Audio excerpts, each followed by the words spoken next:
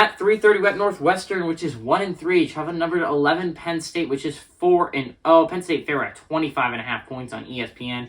Ryan Holinski for Northwestern has gone 116-185 here early on, thrown for 1,219 yards, 5 touchdowns, and 3 interceptions. Evan Hull on the ground has had 85 carries for 370 yards and 3 touchdowns. And he's also leading his team in the air with 29 catches for 311 yards and a touchdown.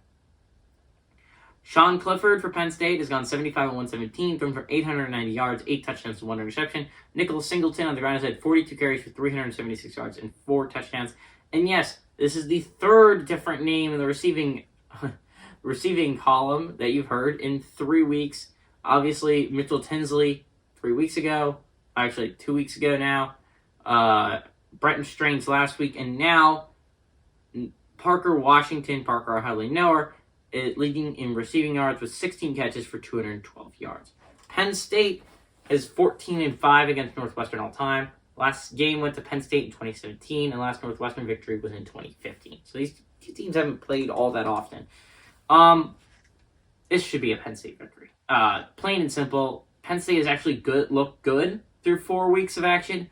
Northwestern has looked the opposite. After an absolute thriller against Northwestern in week 1, they lost to Duke in a heartbreaking loss, and that might have actually ruined their season. But then they lost to Southern Illinois, Western Illinois, I don't remember, a small Illinois school. And then last weekend, they lost to Miami, Ohio. This is not a good Northwestern team. This is a Northwestern team that I'd be surprised if they could somehow make it to a bowl game, right? Because they lost to 3 football teams that are significantly worse than most of the teams they're going to be facing in the Big Ten West. Minnesota should be an easy loss. Should be a loss. So should the game against Purdue, Wisconsin, Iowa. The way Illinois is playing right now, them too. And obviously Penn State here. It's going to be tough to look at Northwestern's schedule the rest of the way and find any wins. Penn State has actually looked good through 4 weeks, and it looks like a football team that is heading into a bye next week, and then 2 weeks from now, they're going to be playing number 4 Michigan in Ann Arbor. That's going to be a huge football game, absolutely huge football game for Michigan and Penn State, and that's going to determine both of their seasons in a huge way.